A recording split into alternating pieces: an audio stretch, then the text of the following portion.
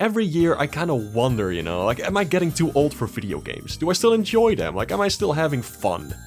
And as I look back at this year and the games that I've played, I guess I can confidently say, hell yes! I played so many gems, so many wonderful little games that I really enjoyed. And I'm gonna try to sell you on that experience. I'm gonna try to convince you to play these games that I had a flipping blast with, so that you may enjoy them too.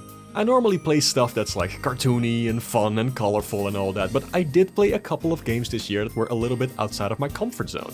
So yeah, there is a wide variety of games in this video. I hope there's something in there that resonates with you, and I hope you won't hesitate to check it out.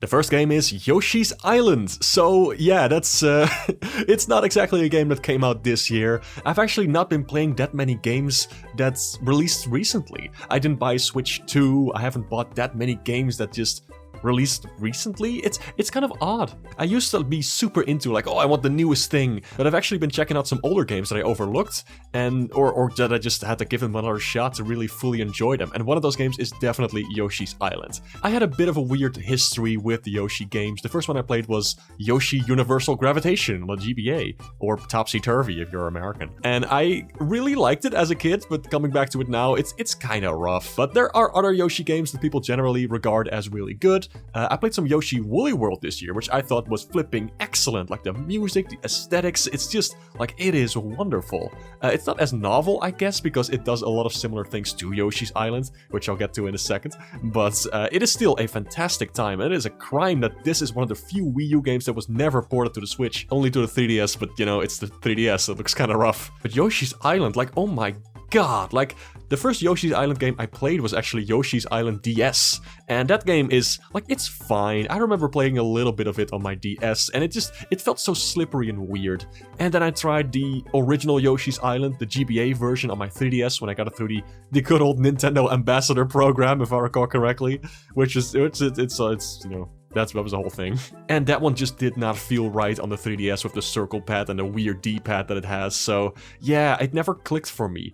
Until I played it again this year with a proper controller with a good D-pad, and it just clicked for me. Suddenly, it just turned into one of these absolutely magical games that turns the whole 2D platformer genre on its head. I take back every bad thing I've ever said about Yoshi's Island, and I double down on every bad thing I've ever said about Super Mario World. It is just crazy to me, like Yoshi's Island does so many things differently from your standard 2D platformer.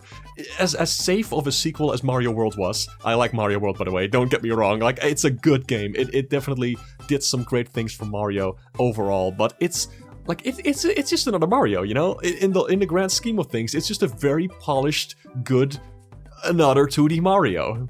But Yoshi's Island, like, you can tell from the prototypes that they made that they were really just trying to push the hardware to see like what kind of crazy things they could do to really innovate with the genre.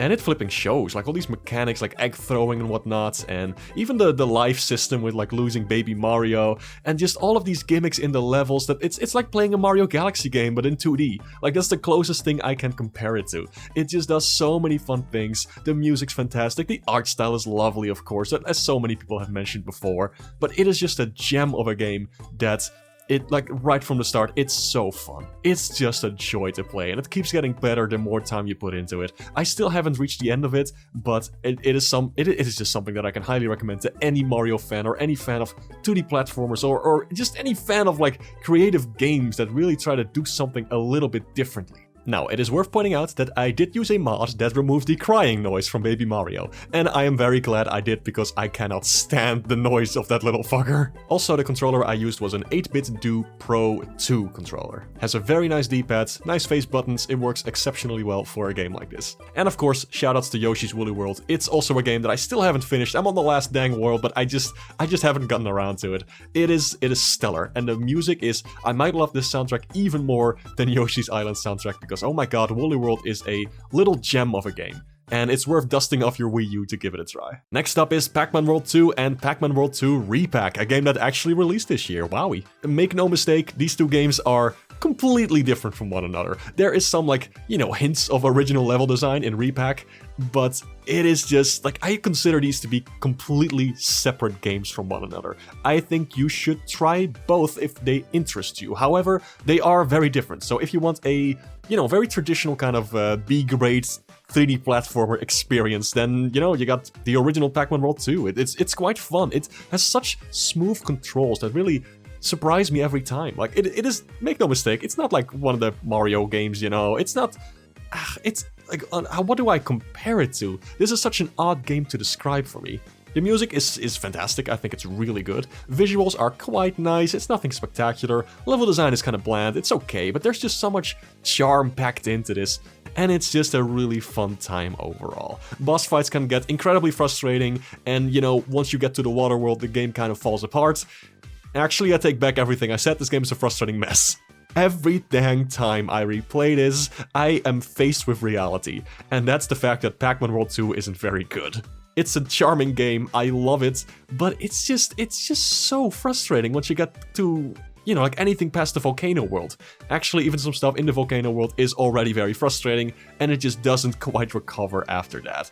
They tried to cram too many gameplay styles in here. The underwater segments where you're just like on rails and shooting at stuff, it doesn't work. It's not fun at all. So, you know, it makes sense that they made a remake of this to really address the issues that a lot of people had with the original Pac-Man World 2. But they went so far with the changes that you can barely recognize the original game in this anymore. And I kind of think that's awesome. Like, I really like that they changed so much and just did their own take on this game. Like, if they were to just completely redesign everything. And I think that's fun because it doesn't replace the original, and it just makes it this unique experience that where the developers can just really go nuts with what they want to do and what they think would be fun. And it shows. I think Pac-Man World 2 re-pac is a fantastic game, though it has its own glaring issues. The boss fights can get incredibly frustrating. The post-game is fun. I feel like the base game is like, it's nice. It's a little too easy, except for the final boss, which can, you know, kiss my ass. But it's like, when you get to the post-game, the regular levels, like, they get a lot more challenging. And I find, like, it's a perfect sweet spot of challenge and easy. Like, it's right there in the middle where you want that difficulty level to be. Except then you get to the bosses, and you get past the first world, and it just turns into a frustrating mess again. And it's like, oh my god, did we learn nothing? It's still an incredibly charming game. I love the voice acting they added. I love the little bits of story that they added to this. And like, these costumes are really fun to unlock. The soundtrack is once again very nice. But re-pac has problems of its own, and it's not something I'll ever want to replay, just like the original. I'll just pick my favorite levels and go with that, but I don't want to play through the whole thing again because it was kind of a slog near the end. However, I still recommend these games, because it's Pac-Man, I love the character, I love the story and everything, it's so charming, and it's a fun 3D platformer that a lot of people may have missed out on back in the day. But is it amazing? I don't think so. But it is one of the best Pac-Man World experiences. I think this sort of tops Pac-Man World 3 for me, which was previously I think will be my favorite Pac-Man World game, yeah. Even though a lot of people hate that one. But I love Pac-Man World 3, and I hope they remake that one too, and that they take some creative liberties and just go nuts with it and make it fun. So, next up we have a slightly different game. It's Doom 2016. My first time playing it. I always wanted to give it a shot because it just, something about the gameplay looks very satisfying and fun. I only have the normal amount of bloodthirst that a person would have. Don't worry, I'm well adjusted and normal. I am normal. But yeah, I'm a person who literally just talked for 5 minutes about Pac-Man World 2. I'm not a very... I don't play a lot of shooters. I don't play a lot of games where there's like, ooh, blood and all that. But I had a blast with this, and I would be lying if I said I didn't. Ripping off a demon's arm and then slapping them with it, it's just one of the most joyful, fun, wholesome experiences that you could ask for. Like, come on. I streamed this one and it was so fun, just like, because I'm constantly going like, oh golly, this is crazy. Like, I'm so not used to this type of game, but it was really, really fun. The weapons are great. I like the little bits of story that's in there. I love the verticality of it. Like, now there's a little bit of platforming. Like, you can jump on stuff and you can like very easily just climb on things and like do some melee attacks. It feels super satisfying. Like, there's something really inspiring about this game that I wish I could capture and put into my own stuff. I really gotta get back to this one because I didn't finish it. I only got to the first couple of levels. There is one thing that bothers me, and that's that, you know, to feel like you're fully getting the most out of your game, I'm just not getting that here, because there's like these really difficult to find collectibles that like upgrade your weapons and stuff, and I'm just constantly like scouring the environment for details and like buttons and switches and levers that blend in with the environment, and like, man, like I constantly feel like I'm missing stuff, and it's so annoying. So I had to look up like where to find certain things, because without those things, the game just feels, I don't know, kind of lacking in the collectible department, I guess. I get that it's the point that it's supposed to be hard to find, but these things, like, I don't think I would ever be able to find these secrets without a guide, so I feel like that's a bit much. But yeah, good game. If you like shooters, it's a no-brainer, I guess. One of the best feeling shooters I've ever played, and I don't usually vibe with shooters at all. So maybe give it a shot even if you don't normally play these types of games. Goes to show you that you can just try something that's outside of your comfort zone and maybe really have a good time with it, so yeah. Next up, we've got WarioWare on the GBA and also WarioWare Twisted for the first time. Now, I play WarioWare a lot. I love that game. It's just so simple to pick up and play, especially the old GBA version. I have fond memories of playing that at, like, I don't know, just whenever, like in the car, at family gatherings, and just enjoying the heck out of it. It is such an enjoyable little title that has infinite charm. It has that like Wario Land 4 stank to it. It has that funny, like the sound fonts and music and the visuals and everything. It's so rough and unpolished, but also like it blends together perfectly. Like, it is so many different art styles and random crap that they just throw in there, but it all works. And it is a beautiful blend of styles and gameplay, and I love it. It's these micro games that you get in rapid succession, and you just play the heck out of it. And it is just so charming with its story and characters, and they expand on Wario's universe in such a fun way. WarioWare on the GBA is one of my favorite games of all time, and I can recommend it to anyone. But I had never played its first sequel, and that was WarioWare Twisted on the GBA, which had one of those, you know, like tilt cartridges, just like Yoshi Universal Gravitation. And it is nuts how well this works. Like, it's what you would expect. It's a bunch of like WarioWare minigames with the tilt sensor functionality. It works incredibly well. Only problem is that some of these minigames kind of blend together gameplay-wise, because there's only so much you can do with, you know, a tilt sensor. You can move left, you can move right, you can move a little bit left, a little bit right, and that's about it. So there's some stuff where you spin like the whole thing upside down or like spin it around, and that is fun. But in terms of gameplay, I wouldn't say it's as crazy as the original game, even though that one also only uses the D-pad and the A button. But I feel like there's more stuff you can do with that in terms of gameplay variety. Overall, fantastic game. I had never played like the little story bits from WarioWare Twisted. There is just so many, like flipping Wario gets a mech at the end of the story or something. Like it's ridiculous. I love it. If you can get your hands on a GBA copy, or, you know, were to play it on some kind of other device that has a tilt sensor that everybody has in their pockets nowadays, I think you'll have a blast. Highly recommended. Now, I'm gonna talk about a game here that is quite different from anything else in this video. It's Ring Fit Adventure, and this is a very interesting kind of game. It's not one that I started playing this year. I actually started playing it a couple of years ago, but there is something so special about this one. It made me like exercise, and I hate exercise. It is so cool how it makes moving around fun, and how it starts off so easy. Like, it just really eases you into stuff. You can make it as challenging as you want. There's a bit of a story going on, so there's a reason to keep coming back to it. And it constantly reminds you to take it easy, take it slow, not to exhaust yourself. And I love that. It is so nice and pleasant, instead of, you know, something like Wii Fit, which plays like the sound when you are too heavy on the balance boards. I really enjoy Ring Fit. It is, like, the visuals are so charming. These fields that you can run through are just so nice to look at. And the music is so, there's something so iconic about this soundtrack. It is stuck in my brain. It is incredibly delightful. It never gets annoying, even though the music is kind of repetitive. But there's just something, they made it work. They made exercising work. I am incredibly impressed by this. And it just goes to show that gaming can be so much more than just, you know, controlling a character running through a field or something with just a control stick and a couple buttons. They can make movement fun. They can give you a weird type of controller that you normally wouldn't use, like this weird ring thing that you lock the Nintendo Switch Joy-Con into. I am immensely impressed by Ring Fit Adventure. It has to be one of the most impressive games I've ever played because it can change behavior. And that is something I never would have expected. And it actually made me a little healthier in the process, and I just can't believe it. They pulled it off. They really did it. If you have trouble exercising like I do, then try Ring Fit. I bought a used copy of it along with the controller, and it just works. It just works. It's quite fun. Just keep playing it every now and then. I play it like, I don't know, like I try to do it like twice a week. Once a week is fine too. Once a month is fine too. As long as you do it in a rhythm that works for you and get a little healthier by doing some stretches, some exercise, some little things, some jogging. It can be so good for your body. And you'll thank me later. Trust me on this one. It's good. To continue my Pac-Man rambling, I'm gonna talk about Pac-Land for a little bit, which is such a cute little 2D platformer that was made before the original Super Mario Bros. It is incredibly neat. It's such a novelty.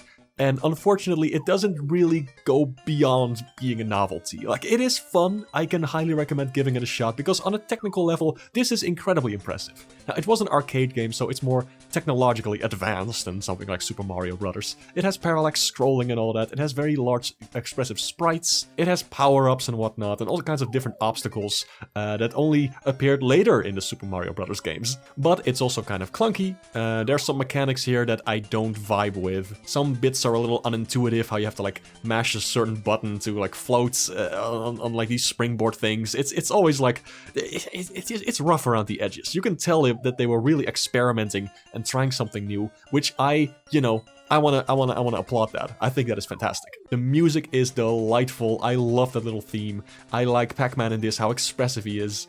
And it's just one of those little history games that I can highly recommend if you're curious about that kind of stuff. But it is rough around the edges, and I can definitely tell why Super Mario Bros. Was more successful than this, just because it was more accessible and polished in certain ways.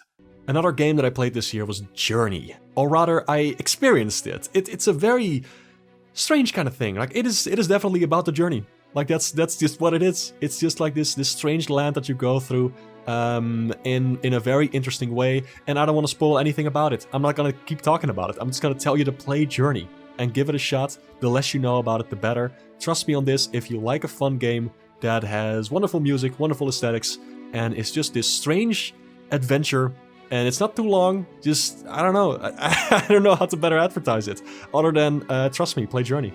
It's cool. It's very interesting. It won't be a life-changing thing, but it is, it's really cool, and I think everybody should experience it at least once. Now, some people may be wondering why I haven't brought up Pikmin yet. I'm gonna, right now. 3 games I got for you. Oh my god, I played the heck out of Pikmin ever since late last year, like 2024. So, gosh, where do I even begin? Pikmin is one of those games that I never really could get into. I started with Pikmin 3. And that game is really fun, but it has such a slow start, and it just doesn't fully click with me until you get to the later levels where it's more open and you can decide where you go and everything. But Pikmin 3 is a phenomenal game, and I finally completed that, and then I thought, you know what, I'll check out the rest. And then I checked out Pikmin 1 first on the Wii, and it's exceptional. It is so fun. It's a incredibly unpolished game, don't get me wrong. Like Pikmin 1, the original version, like on GameCube or on Wii, it is rough around the edges, but it is still such an incredibly charming game that is so fun to play. Like there's nothing quite like it. Like the freedom you have, the puzzles, just the sense of dread that it gives you, how it switches between like a very calm moment where you can just explore, and also like suddenly you're a flipping blasty blorb. Wait, what? Wait, hold on. How a blasting Bulborb creature appears and just wipes out your entire squad in seconds. It is incredibly cool. It's the closest thing we'll have to a horror game, I guess, from Nintendo. Because genuinely, like, you start caring about these little guys, and at least I did, and it's just horrifying to see them getting so brutally massacred by nature. But there is one particular version of Pikmin 1 that I think is the best version of the game, and that is the fan-made Pikmin Squared, which basically takes the entirety of Pikmin 1, puts it in Pikmin 2, which is a much more, polished engine with a bunch of quality of life features. It adds a Piclopedia to it, which, gives you little backstories on some of the characters and whatnot, and gives you just a bunch of fun little things. And it is the perfect way to play Pikmin 1. I genuinely think so. Like, it is accessible to newcomers. It is less frustrating for people who want to dive back into the game. It is such a nice way to experience Pikmin 1. Because, for example, like the Pikmin no longer do this weird annoying tripping thing, or that they fall behind, or that they get stuck on materials. Like, the Pikmin AI is so much smarter in Pikmin 2, and you finally get to experience Pikmin 1 with that level of polish, and it is so nice. It is genuinely kind of hard for me to go back to the original, but if you like the jank, of older games, then I guess go for Pikmin 1, the original, like on GameCube or the Wii. But it's just, personally, I think Pikmin Squared is the way to go. I actually played it in co-op because they added a co-op mode to it, which is super fun. And that just adds like this whole different layer to the game. Like, oh, you're gonna split up. Like, who's gonna do what? How are you gonna divide tasks? Because Pikmin is a game all about efficiency. Like, you have a very limited amount of time, or Olimar's gonna flip and die. So that was a really fun experience. Now, I also started playing Pikmin 2 this year, which is another one of those games that never really clicked with me. But on a replay, I guess it kind of finally sort of did. I still don't like the almost mandatory backtracking sometimes. Like, if you lose purple Pikmin, you need to go back to a cave to get those. And there's like certain obstacles you can't get past without purple Pikmin. And it's like, why did they design it this way, man? Like, ugh, I don't like that. It keeps you on your toes to be very careful with your resources, but at the same time, I feel like it's too much. And there's like this so much bullshit in these caves where there's like, oh, let's just overwhelm the player with all of these enemies, or make rocks fall from the sky that wipe out your squad where there's no way to like see them coming. It is so full of bullshit, but at the same time, I can't help but love Pikmin 2 as well.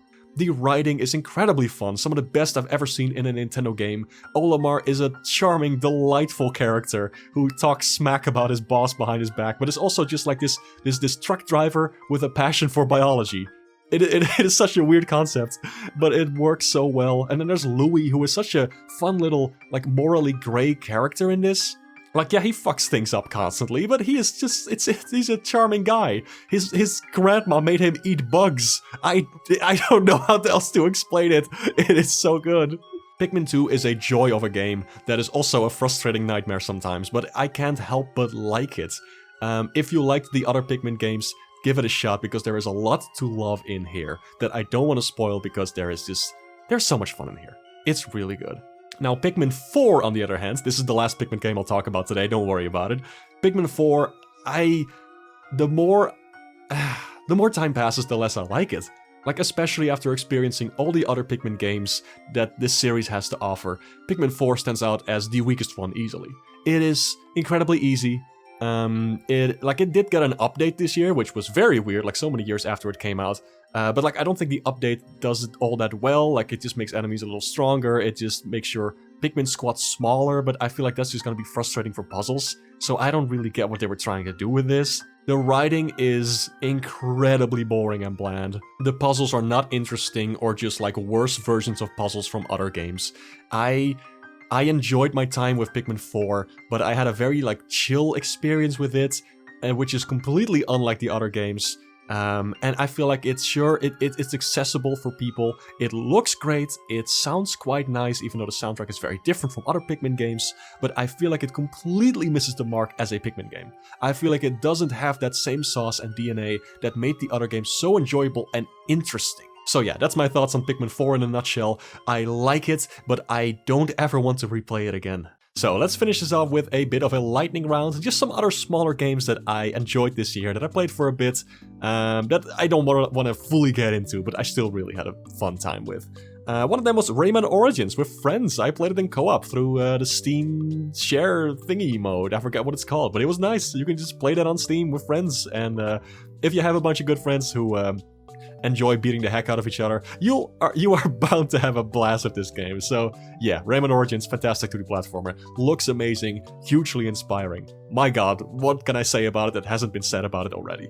Yoshi Touch and Go, another Yoshi game, yes, but this one is quite different. It's sort of an auto-scroller, and there is something so special about this game to me. I play it every now and then when I want those warm, nostalgia, fuzzy feelings. The music is delightful, the visuals are actually really charming. I might love this look even more than the original Yoshi's Island and Yoshi's Island DS. The game can get very, overwhelming and overstimulating, because because it keeps ramping up. It's one of those arcadey kind of games that just keeps going and going. But it is so charming. There is something so nice about playing this little game, even though you can finish it in like 20 minutes.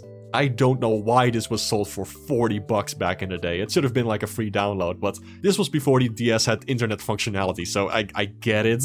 But at the same time, like it's just a small tiny game that I think anybody can pick up and play and really enjoy the heck out of it. And for me personally, I am so nostalgic for it that I just adore it. Another game was Missplosion Man, and the closest thing I can compare this game to is something like Rayman Legends. I don't know why, but in my head they kind of blend together in terms of level design philosophy. And how I would explain that is that you really gotta trust the level design. Like the things and obstacles are laid out in such a fun way that it always lines up in a very particular kind of way, and that you can just kind of cruise through it, and once you understand the puzzles and everything, you can like really breeze through these levels. Incredibly creative and fun little 2D platformer game where you blow stuff up, and also the character of Missplosion Man is very charming. Even though the art style is kind of ugly and it has not aged well, I think it is worth playing. Like, it's a fun little game. Now, I think this other game is going to be in everybody's list this year, so let me be brief. Peak. Really fun. Gave me a mini existential crisis. Good time. Would play again. With friends, it is just incredibly charming. Like you try to climb this mountain and stuff, and it's really well made, and like the way everything's generated is really interesting. And you got these different locales and all that, and you can like customize your character a bit. It is very nice, but also it gave me some stuff to think about, because when you're playing with friends, like, you know, if you're anything like me, you may feel like a burden sometimes in a friend group, and you don't want to hold other people back. And I had that exact kind of feeling while playing Peak with some friends. And it made me think like, no, it's about the journey. It's about getting there to that end point together and helping each other out, even if somebody is playing the game for the first time and just not as good at it yet. Anyway, that's a whole separate thing. If you want more about mental health stuff, check out my Mark's Whiteboard videos where I talk about those kind of things, if that stuff interests you. I also played a little bit of the Spyro Reignited trilogy, which I think is just really nice, and because I don't really have an attachment to the original Spyro games, I'm kind of seeing them through a very different kind of light. And I really appreciate the original games. Like, I played those for a little bit. I like the vibes, I like the music, but this new one is just like, oh man, the character design, the world, it is so charming. I just wish the original music was there. I think it is, like there's a toggle for it. I haven't found it yet. I only played this game for like a couple hours, so I haven't looked into everything yet. But Reignited Trilogy, it's so polished and fun, like my god, and it's just very, very zen kind of to play through these levels. Another game that I really want to play more of next year is Bayonetta. Again, a very different kind of game from what I would normally play, but the character of Bayonetta is so fun. Like, I played a little bit of the first game, I played the demo of Bayonetta 2 on the Wii U back in the day, and I really like that. It's like this beat 'em up kind of game, or hack and slash, I don't know what you even call it, but it is fun as heck. Music is just, really good, and it is so satisfying to beat the shit out of a bunch of enemies. Can't wait to play more. Maybe I'll talk about it again next year once I have more experience with it. So that was all the games from 2025, and you can see that there's more runtime in the video. It's time for a little bonus segment, because why the heck not? I got some other stuff to talk about as well, particularly music that I listened to in 2025, which I think is an interesting angle as well. There's some video game stuff in here too, but I actually got some other artists to, I guess give a shout out to. First up is the Mario Kart World soundtrack, which is just incredible. I've been listening to it at work, and it's just delightful. Like, all the remixes from older levels and tracks and games, and it's just, oh my god, there is so much there. Some very, like, deep cuts as well. I guess, how do you say that? Like, unexpected tracks from older games that you just... I did not see them coming. There's a WarioWare GBA track in there. You know I love it. But one of my favorite ones is probably the Rainbow Road music, the new one for Mario Kart World. Like, there's versions of it on YouTube that include the different transitions between the tracks as well, and it is just delightful. I don't have a Switch 2, I haven't played the game, but my god, this music kicks ass. On a very different note, who remembers the movie Over the Hedge? With the funny animals from DreamWorks? Yeah. I do. I watched it religiously as a kid. I had one of those DVDs that I would just pop in every week, and I could quote the movie by heart. And as it turns out, the music in that movie, like the vocal song specifically, were done by a guy named Ben Folds. And somehow YouTube recently recommended me some tracks from this guy, and I was like, oh my god, it's the guy from Over the Hedge! Even though he's probably more known for his other stuff, but still, I know him from Over the Hedge. And I listened to his music, and there's some, it's all bangers. Oh my god, like I love his work on the piano and everything, and when he works like with orchestra to bring his songs to life, it is really good. I like what this guy does. And one particular track that I had saved in my playlist is Learn to Live With What You Are, where he's dressed up as a pirate. And it's I don't know how else to explain it. It's really good music. It's rock, I think, as a genre, but there's like a lot of piano and other like musical instruments involved, and it's just so pleasant to listen to. Like I really vibe with it. Maybe you will too. Another track that I discovered this year was Bird Brain by Jamie Page. I think a lot of people have heard this track before. It's like, you know, Vocaloid stuff, because my friends got really into Vocaloid things, and I don't know, I never vibed with it much, but something about like particularly a bunch of tracks made by Jamie Page are so fun. They're so fun. Like they sample a lot of things as well in there. Like there's all these wacky sounds, which I guess in a way reminds me of WarioWare GBA. It always comes back to WarioWare GBA, baby. But yeah, the tracks are incredibly catchy, and just like the lyrics are so well written, and just hearing Kasane Teto have a mental breakdown over comparing herself to a chicken.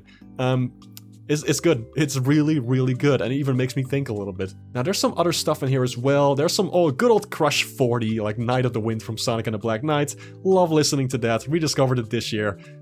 You know I'm putting that on my playlist. There is the ending song from Super Bomberman R, which I love.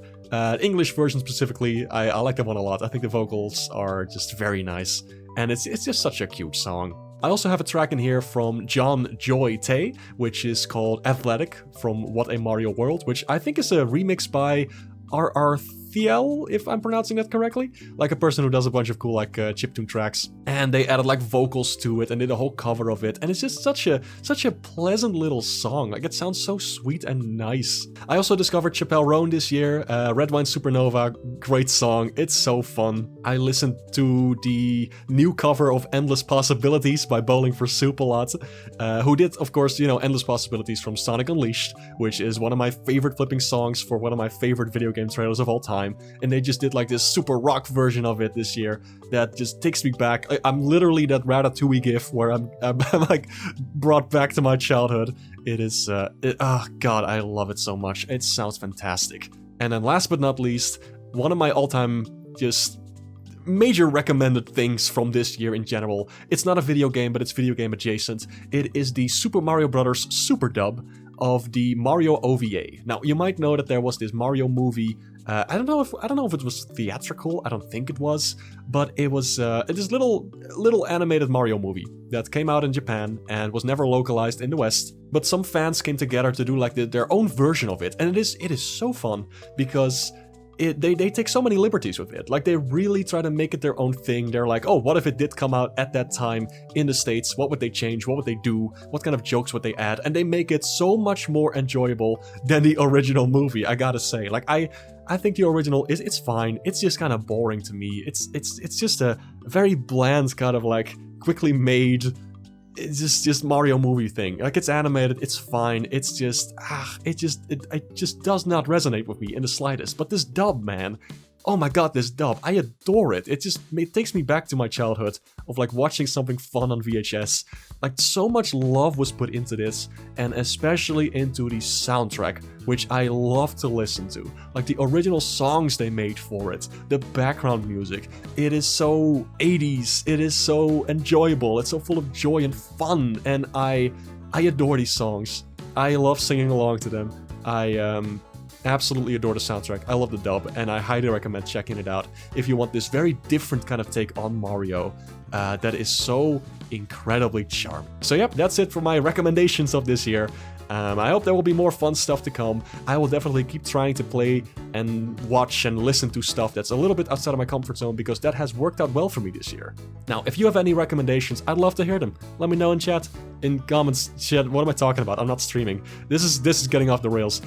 You can tell maybe that this entire video was sort of unscripted and improvised, but I'm just talking straight from the heart here. I just love these games and music and things and all that stuff, and I am glad I got to share it with you all. I got to do so many fun streams games this year where people actually showed up and I got to talk to them about things and show my art. It has been a blast, and I want to thank you for that, for making 2025 such a fun year. I am incredibly thankful to all of my friends and you for being here and just supporting me in what I do. I really do appreciate that. And I hope to see you again in the next year. I'm sure it's going to be a fun one. All right, see you next time.